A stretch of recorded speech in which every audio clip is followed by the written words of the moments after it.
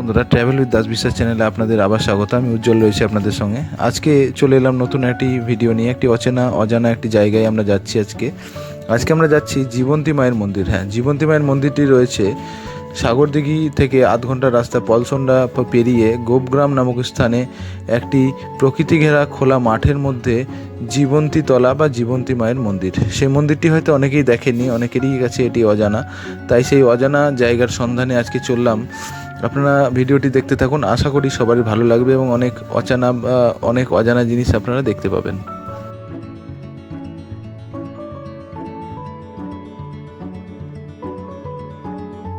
বহরমপুর থেকে NH-34 road ধরে আপনার পলসন্ডায় নামলে বা গোপগ্রামে নামলেই বাসন্তী দেবী মন্দিরটি টোটোতে 10 টাকা ভাড়া দিয়ে অনায়াসে আসতে পারবেন। দেখতেই পাচ্ছেন সামনে রয়েছে মা বাসন্তী দেবী বা কালী মায়ের অপর রূপ বাসন্তী দেবী বা জীবন্তী মায়ের মন্দির। এই জীবন্তী মায়ের মন্দিরটি রয়েছে পলসন্ডার কাছাকাছি গ্রাম গোপগ্রামে। এই মন্দিরটি অনেকটাই পুরনো বা জীবন্তী মায়ের মন্দির নামে যেটি পরিচিত।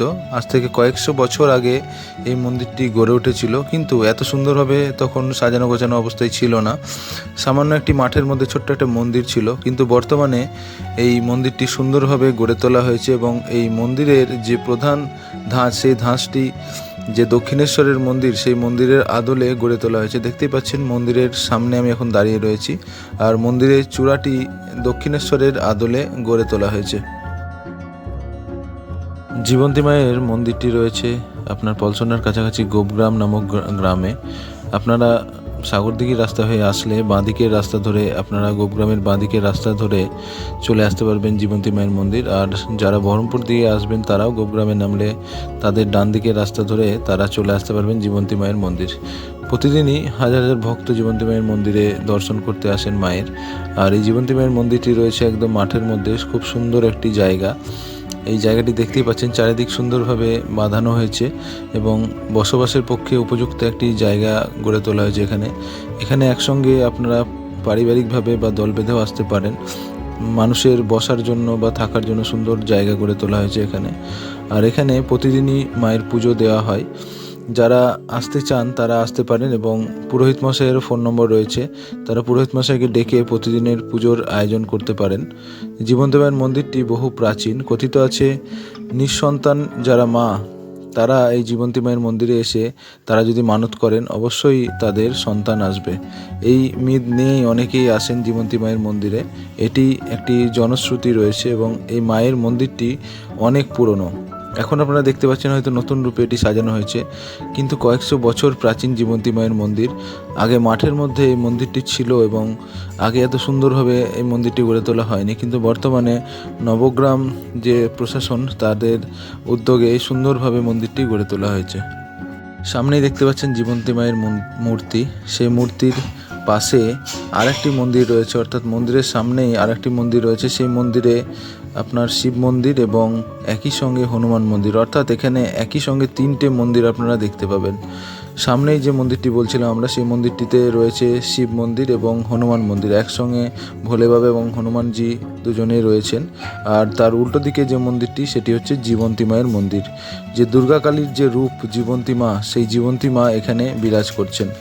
তার আশপাশের জায়গাটিও দেখতে পাচ্ছেন খুব সুন্দর একটি জায়গায় বা খুব সুন্দর একটি লোকেশনে মন্দিরটি গড়ে উঠেছে এবং নির্জন মাঠের মধ্যে হলেও এখানে মন্দিরটি এত সুন্দরভাবে গড়ে তোলা হয়েছে যে মানুষের এখানে এসে পুজো দেওয়ার কোনো অসুবিধাই হবে না এবং মন্দির দুটিও খুব সুন্দরভাবে গড়ে তোলা হয়েছে। আমরা এখন যে মন্দিরের সামনে যাচ্ছি সেখানে রয়েছে ভোলে বাবা বা শিব মন্দির এবং তার পাশাপাশি রয়েছে হনুমানজির মন্দির। সামনের যে মন্দিরটি দেখতে পাচ্ছেন সেই মন্দিরটি ভোলে বাবা বা শিব মন্দির এবং তার পাশেই রয়েছে হনুমানজির মন্দির। এবং সামনেই দেখতে পাচ্ছেন যে একটি গরুর মাথা বা গরুর মূর্তি, সেটি হনুমানজি এবং শিব মন্দিরের একদম সামনেই রয়েছে। আর আমরা জানি তিনি ভোলে বাবার ভক্ত, সেই ভক্তের মূর্তিও সামনেই রয়েছে। আর এই মন্দিরটিও খুব সুন্দরভাবে, খুব দারুণভাবে গড়ে তোলা হয়েছে। আর এই মন্দিরের পাশেই রয়েছে একটি পুরনো বটবৃক্ষ, সেই বটবৃক্ষটিও অনেক প্রাচীন। এই বটবৃক্ষের প্রাচীনত্ব দেখেই আপনারা এই মন্দিরটি কতটা পুরনো তা অনুধাবন করতে পারবেন বা অনুমান করতে পারবেন। আমি যেটি বলছিলাম, দেখতেই পাচ্ছেন সামনে হনুমানজির মন্দির এবং তার পাশেই শিব বাবা। অর্থাৎ হনুমানজি এবং শিব বাবা দুজনেই পাশাপাশি একই মন্দিরের একই ছাদের তলায় বিরাজ করছেন এবং তার সামনেই রয়েছে জীবন্তী মাতার মন্দির। তিনটে মূর্তি আপনারা বা তিনটে মন্দির আপনারা একই সাথে এখানে দেখতে পারেন। অনেকেই হয়তো জানেন না এই মন্দিরটি কোন জায়গায় রয়েছে, তাই অনেকেই হয়তো আসতে পারেননি। এই মন্দিরটি যারা আসতে চান তাদের অবশ্যই আসতে হবে NH 34-এর রাস্তা ধরে, পলসন্ডা পার করে গোপগ্রামের রাস্তা ধরে পাশ দিয়েই যে বাঁদিকের রাস্তা পড়বে সেই রাস্তা দিয়েই আপনার জীবন্তী মায়ের মন্দির আপনারা দর্শন করতে আসতে পারেন।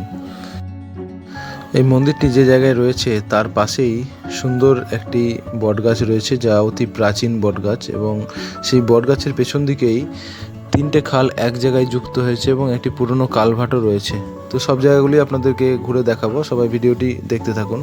আমি সামনে যে জায়গায় রয়েছি সেটি দেখতে পাচ্ছেন, পুরনো একটি মূর্তি রয়েছে এবং একটি ভোলে বাবার ত্রিশূলও রয়েছে, এবং তার পিছনে যেটি বলছিলাম অনেক পুরনো একটি বটগাছ রয়েছে।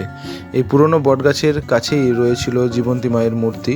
সেই মূর্তিটিকে নতুনভাবে স্থাপন করা হয়েছে মন্দিরে, এবং তার সামনে আরেকটি মন্দির গড়ে তোলা হয়েছে যেখানে ভোলে বাবা বা শিব রয়েছে এবং তার পাশেই রয়েছে হনুমানজি। তো পুরো লোকেশনটি এত সুন্দরভাবে গড়ে তোলা হয়েছে যে আপনারা না আসলে এখানে বিশ্বাসই করতে পারবেন না যে আপনাদের বাড়ির আশেপাশেও এত সুন্দর একটি মন্দির রয়েছে। যে মন্দিরটি অনেক প্রাচীন, অনেক পুরনো, এবং সেটি সুন্দরভাবে গড়ে তোলা হয়েছে। তাই অনেকেই যারা আসতে চান তারা আসতেই পারেন। এখানে পুজোরও প্রতিদিন আয়োজন করা যেতে পারে বা ব্যবস্থা রয়েছে। আপনারা পুরোহিত মশাইকে ফোন করে ডেকে এখানে পুজোর আয়োজনও করতে পারেন। চারিদিকে প্রাকৃতিক সৌন্দর্যে ঘেরা সুন্দর একটি জায়গার মধ্যে রয়েছে জীবন্তী মায়ের মন্দির। জীবন্তী মায়ের মন্দিরে কথিত আছে যারা নিজের মনোবাসনা নিয়ে আসেন বা মায়ের পুজো দেন এবং মানত করেন, তাদের সেই মনোবাসনা কিছু সময়ের মধ্যেই পূরণ হয়ে যায়। তাই এই মনোবাসনা নিয়ে প্রচুর মানুষ এখানে ভিড় জমান। আমরা যেহেতু দুপুরের দিকে এসেছি তাই আপনারা খুব একটা মানুষের আনাগোনা দেখতে পাবেন না, কিন্তু আপনারা যদি পুজোর সময় আসেন বহু মানুষ এখানে প্রতিদিন ভিড় জমান, এবং বিভিন্ন পুজোর সময় আরও বেশি মানুষকে এখানে আসতে দেখতে পারেন।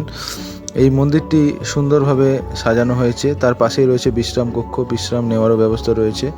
আর এই মন্দিরটি যেটি বলছিলাম যে দক্ষিণেশ্বরের কালী মন্দিরের আদলেই মন্দিরটি গড়ে তোলা হয়েছে। খুব সুন্দরভাবে সাজানো হয়েছে, দেখতেই পাচ্ছেন মন্দিরটিকে লাইট দিয়ে রাঙিয়ে তোলা হয়েছে সুন্দরভাবে, যেহেতু এখন কালী পুজোর সময় চলছে তাই। আর পাশেই যেটি বলছিলাম যে একটি বড় খাল রয়েছে, তিনদিকে তিনটি খাল এক জায়গায় এসে জমা হয়েছে এই জায়গাটিতে। মন্দিরের পেছনেই রয়েছে এই খালটি, তিনটে খাল এক জায়গায় সংযুক্ত হয়েছে এই জায়গার মধ্যে। অর্থাৎ খুব সুন্দর একটি লোকেশন, যা আপনাদের ভালো না লেগে পারবেই না।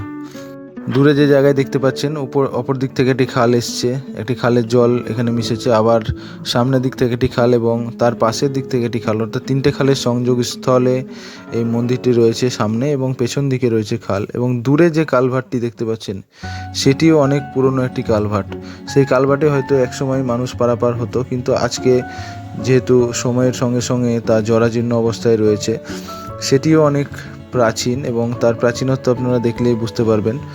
আমরা কালভার্ট দিয়ে খালের ওই পারে চলে এসেছি, এবং ওই পার থেকে দেখতে পাচ্ছেন চারিদিকে সবুজে ঘেরা সুন্দর একটি প্রাকৃতিক পরিবেশের মধ্যে মন্দিরটি রয়েছে, এবং তার উল্টো দিকে দেখতে পাচ্ছেন মন্দিরটি জীবন্তী মায়ের মন্দির, ভোলে বাবা এবং বজরংবলীর মন্দির। এবং আমরা যে জায়গাটায় রয়েছি সেটি আমরা কালভার্ট পেরিয়ে এসেছি, অর্থাৎ পুরনো যে কালভার্টের ছবি আপনাকে দেখাচ্ছিলাম সেই কালভার্ট পেরিয়ে আমরা এই খালের অপর প্রান্তে চলে এসেছি। দেখতে পাচ্ছেন আশেপাশের যে এলাকাটি সেই এলাকাটি কতটা প্রাচীন, আর জলের যে স্রোতটা বলছিলাম মনে হচ্ছে ছোট্ট নদী বয়ে চলেছে, কিন্তু এটি নদী নয়, এটি তিনটে খালের একটি সংযোগস্থল। সেই সংযোগস্থলের মাঝখানেই একটি কালভার্ট রয়েছে, সেই কালভার্টটি বহু প্রাচীন। দেখুন কতটি প্রাচীন যে প্রায় জরাজীর্ণ অবস্থায় কালভার্টটি রয়েছে, কিন্তু এখনও মানুষের হেঁটে পারাপার করার একটি যোগ্য রয়েছে। কোনো এক সময় হয়তো এই কালভার্ট দিয়েই গাড়ি পাস হতো, দু চাকা বা সাইকেল বা মানুষের নিত্য যাতায়াত লেগেই থাকতো, কিন্তু আজকে হয়তো এই জায়গাটি জরাজীর্ণ অবস্থায় রয়েছে। মানুষ হয়তো সেরকম আজকে পারাপার করেন না, বা এই জায়গা দিয়ে হয়তো মানুষ যান না, তাই অনেক পুরনো অবস্থায় জরাজীর্ণ অবস্থায় এটি রয়েছে। আর খুব সুন্দর যে পরিবেশ, চারিদিকের লোকেশনটি এতটাই সুন্দর, এতটাই মনোরম যে আমাদের বাড়ির কাছে যে এত সুন্দর জায়গাটি রয়েছে, আমরা না দেখলে বা এখানে না এলে আমরা এটা বিশ্বাসই করতে পারবো না। তাই যারা আসতে চান তারা আসতেই পারেন। বহরমপুর রুট হয়ে আপনাদের 30 থেকে 40 মিনিট টাইম লাগবে। আপনারা গোপগ্রাম নামক স্থানে নেমে এই মন্দিরে চলে আসতে পারেন। যারা বাইকের রাস্তায় আসবেন তারা গোপগ্রামের রাস্তা দিয়ে ডান দিক হয়ে এই জীবন্তী মায়ের মন্দিরে চলে আসবেন। আর যারা সাগরদিঘি রুট হয়ে আসতে চান তাদেরও গোপগ্রামে নামতে হবে। সাগরদিঘি থেকেও প্রায় 35 মিনিটের রাস্তা বা 40 মিনিটের রাস্তা। আপনারা এই জায়গায় এসে উপস্থিত হয়ে মায়ের দর্শন করতে পারেন। আমার এই ছোট্ট প্রতিবেদনটি আজকে এই পর্যন্তই। চেষ্টা করলাম একটি অচেনা জায়গা আপনাদের সামনে তুলে ধরার।